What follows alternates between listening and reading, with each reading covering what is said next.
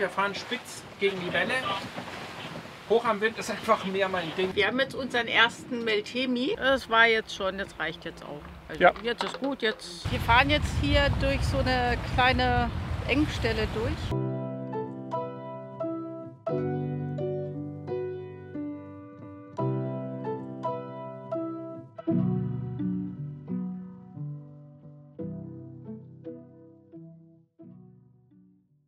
Ich stelle mir die Frage, ob ich Segler bin. Jetzt fahren wir doch eine Insel an, die wir nicht unbedingt anlaufen wollten. Ja, ich glaube, meine Enttäuschung kann man mir so ein bisschen anmerken. Eine Stunde und ein Wassereis später. Wie sieht's aus? Ja, wir fahren einen schönen Kurs. Wir fahren 6,5 Knoten. Wir fahren spitz gegen die Welle. Hoch am Wind ist einfach mehr mein Ding. Wir sind vorhin nur mit 3 bis 4 Knoten dahin gekrochen und mit schlagenden Segeln. So ist schön. Wir sind jetzt Skyros. Also das war ja sowieso von vornherein die Überlegung, wenn es nicht geht, dass wir abdrehen nach Skyros. Und ja, das war einfach, dieses Geschaukel muss man sich halt nicht unbedingt antun. Es war zu wenig Wind, also es hätte mehr Wind sein sollen. Angesagt waren so 16, wir hatten aber maximal 12, also so dümpelten so zwischen 10 und 12 hin und her. Und dann kriegst du halt die seitliche Welle auch in voller Pracht ab. Und 0,6 Meter war dann doch ganz schön viel seitliche Welle für den wenigen Wind. Und dann ist halt der Grat schmal zwischen cool und nicht mehr cool. Was im Moment wirklich schwierig ist, ist die unzutreffende Wettervorhersage. Also ich weiß nicht, ob das jetzt hier in Griechenland normal ist, dass der Wind aus einer anderen Richtung kommt als vorhergesagt und auch in einer anderen Stärke als vorhergesagt. Ich habe wirklich jetzt hier eigentlich die letzten Monate immer das Gefühl gehabt, dass der Wind doch schon echt anders kommt als die Vorhersage. Aber vielleicht kann mir ja mal jemand was dazu sagen, der öfters in Griechenland ist. Ob das öfters vorkommt, ob das normal ist, und dann könnt ihr uns das gerne mal in die Kommentare schreiben. Das würde mich tatsächlich interessieren. Oder ob es noch jemandem auffällt, dass es dieses Jahr besonders komisch ist.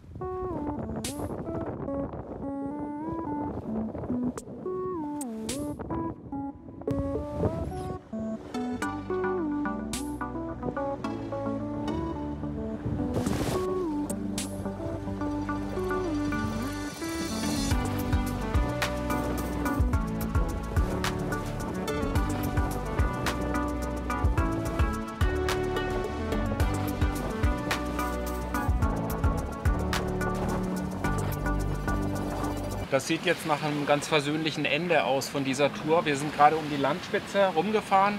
Vielleicht kann man sie hinter mir sehen. Haben jetzt keine Welle mehr, fahren aber über 8 Knoten, 8,1 Knoten. So schnell waren wir schon lange nicht mehr und haben halben Wind. Jetzt würde ich eigentlich gerne weiterfahren. Aber unsere Bucht liegt vor uns. Und jetzt wollen wir mal gucken, dass wir eine vernünftige Bucht finden. Ich hatte gerade noch mal geguckt, ob wir morgen eventuell weiterfahren könnten. Also morgen ist noch relativ moderat, aber trotzdem schon Wind bis zu 28, 30 Knoten. Das muss jetzt nicht unbedingt sein. Und die Welle ist mindestens genauso hoch wie heute. Wir werden jetzt hier auf jeden Fall 3, 4 Tage bleiben. Und jetzt geht es erstmal darum, eine gute Bucht zu finden und dann einen guten Platz in der Bucht.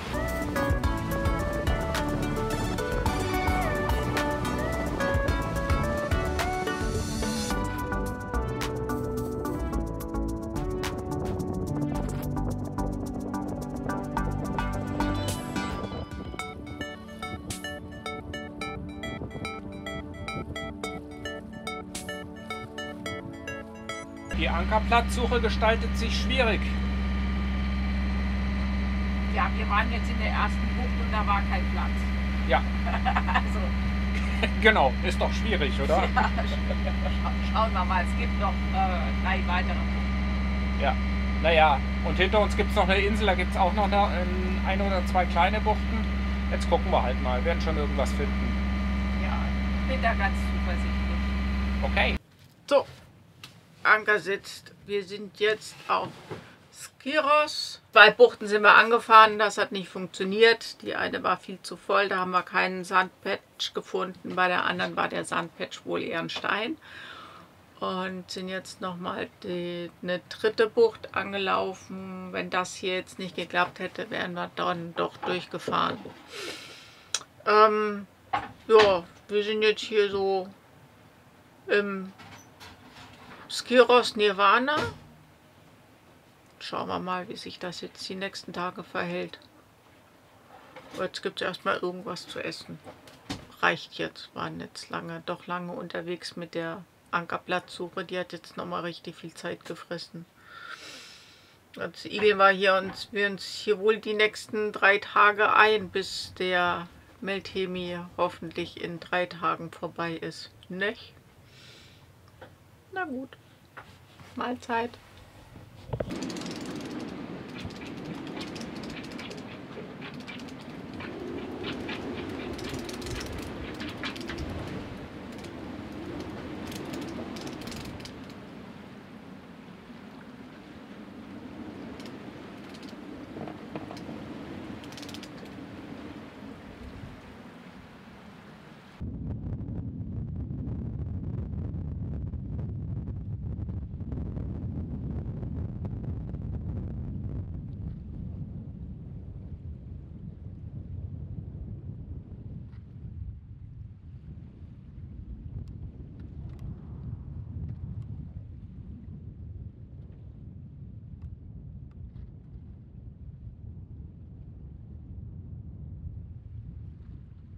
Wir haben jetzt unseren ersten Meltemi oder sowas in der Art, also ein Ausläufer. Wir sind auf Skiros, weil es ja Meltemi gerade ist. Nee, ich fange mal anders an.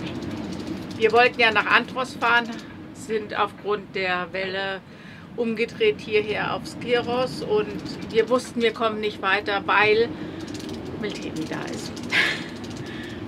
Wir sind jetzt in unserem ersten Meltemi. Ich muss sagen, ich habe ihn nicht vermisst die letzten Monate. Also ich brauche das jetzt nicht. Ihr seht, wir drehen uns ganz schön. Ich habe auch aufgegeben, rauszugehen. Es ist einfach, ja, zu windig, zu böig.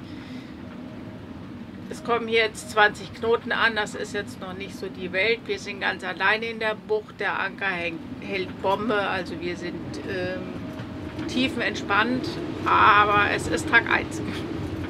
Also mal schauen, was die nächsten 2 Tage noch auf uns zukommt und dann sollte er eigentlich vorbei sein. Mal sehen. Die Nacht war ruhig und ich glaube fast, dass die nächste Nacht auch wieder ruhig wird. Also das soll wohl so sein, manchmal, nicht bei jedem Meltemi, dass der sich nachts auch wieder ein bisschen beruhigt und erst tagsüber dann loslegt. Wir sind ja noch nicht so Meltemi erfahren. Aber ja, hier ist ruhig. Also wir hatten erst 2 andere Buchten ausprobiert, da haben wir den Anker nicht richtig zum Halten bekommen, sodass wir damit zufrieden waren. Und sind deswegen hierher. Die ist jetzt nicht ganz so windgeschützt, wie die anderen Buchten waren, aber dafür sind wir hier alleine und es driftet keiner in uns rein und unser Anker hält.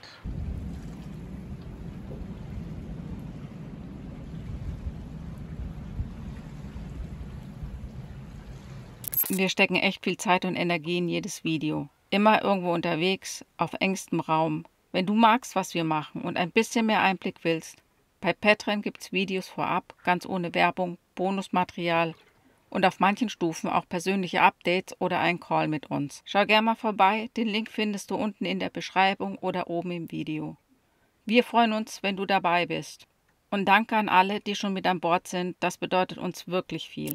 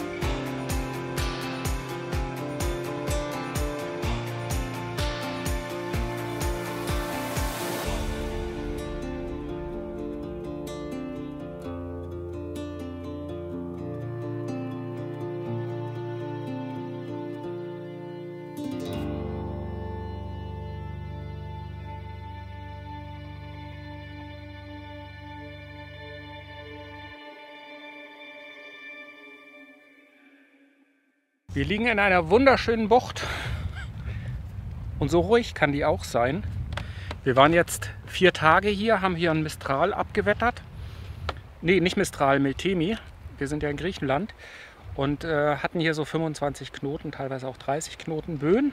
Waren hier aber alleine und das war schön, alleine zu sein und ausreichend Kette zu haben.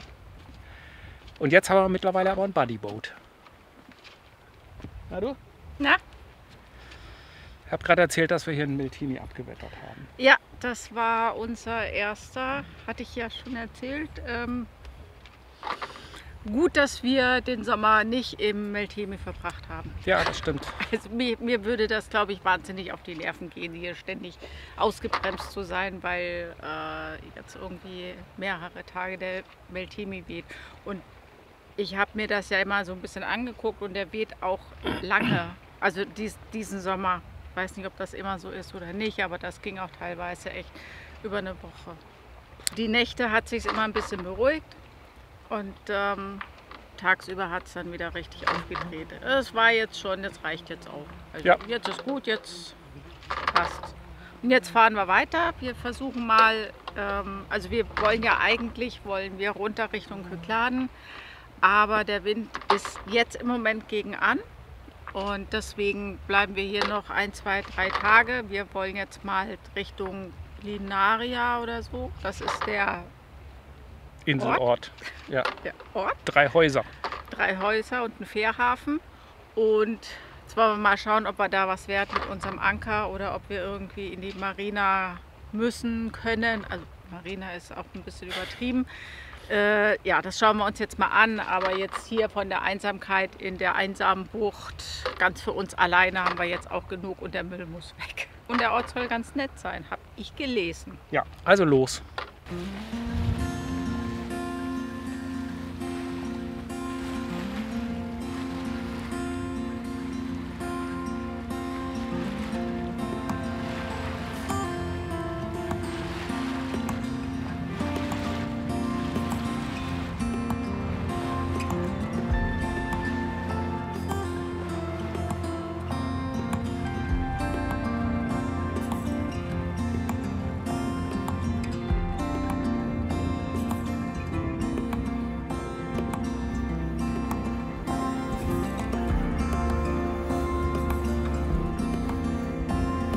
Wind ist keiner.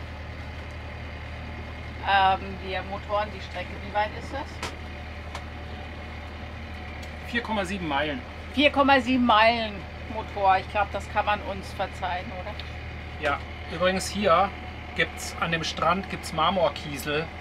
Das ist total wunderschön. Wir haben dann, glaube ich, auch ein paar Aufnahmen davon, die zeigen wir euch. Und da oben ist ein alter Steinbruch, ein Marmorsteinbruch. Den habe ich aber auch bald wieder aufgegeben. Der ist so fasziniert davon. Ja, ich bin total begeistert davon, weil das so ein Handschmeichler ist. Ich halt den total gerne in der Hand. Der ist total weich geschliffen. Der ist echt schön. Und kostbare Edelsteine hat er auch noch gefunden. Ja.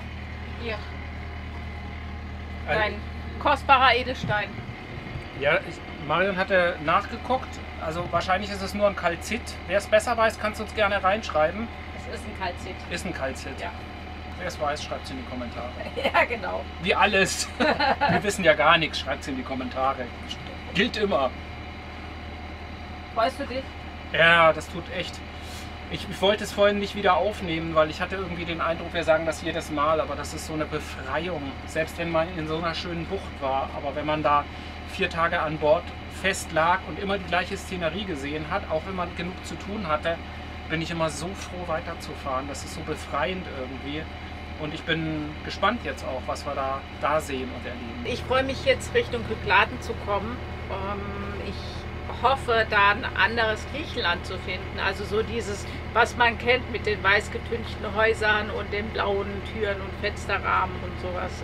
Das fehlt mir so ein bisschen. Und diese kleinen Örtchen und so, das hatten wir kurz auf der Peloponnes, aber da waren wir ja nicht so lange und da hat auch das weiß getünchte gefehlt. Und jetzt bin ich mal gespannt, ob wir das auf den Kykladen finden.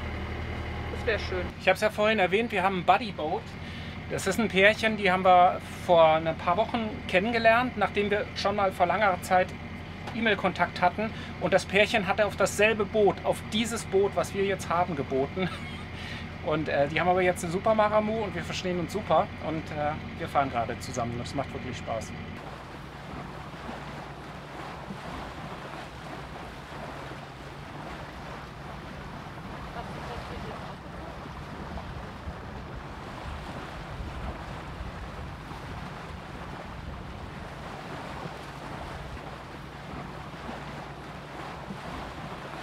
Wir fahren jetzt hier durch so eine kleine Engstelle durch mit Wassertiefe 5,4, 5,5 Meter laut Karte. 3,5 sagt Christoph, der Knopf im Ohr. Und unsere Erfahrung ist aber, dass die Karten hier in Griechenland nicht überall sehr zuverlässig sind. Also das haben wir auch von anderen ganz oft gehört, dass es irgendwie heißt 5 Meter Wassertiefe und dann waren es 20 und auch andersrum. So, ich bin jetzt hier vorne, um zu gucken. Ich soll Christoph dann Bescheid geben. Aber von Weitem sieht das tief genug aus. Aha.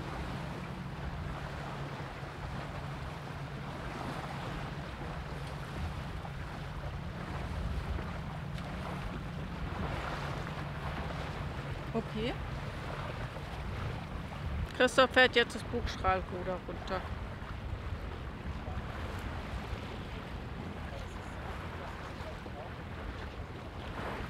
Er sagt, es ist so eng, dass er es vielleicht braucht, wenn irgendwas eng wird. Also es kann eng werden.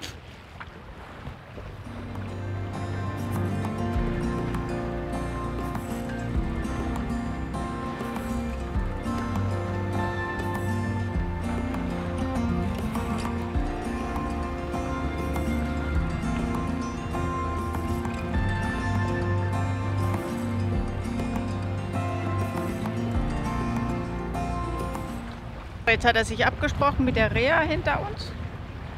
Da sieht man, glaube ich. Und jetzt gucken wir mal.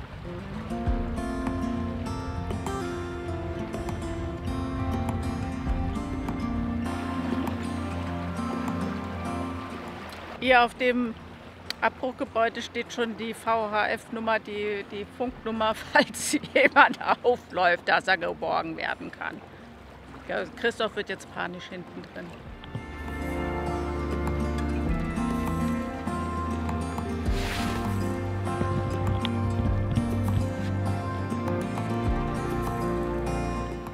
Voll das Swimmingpool-Wasser hier, das ist total cool. Ganz klar, ganz türkis, ein Träumchen. Wir sind durch die flachste Stelle durch.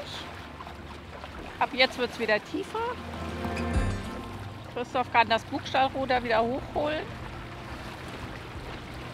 Und direkt vor uns liegt Linaria. Und ja, jetzt schauen wir mal.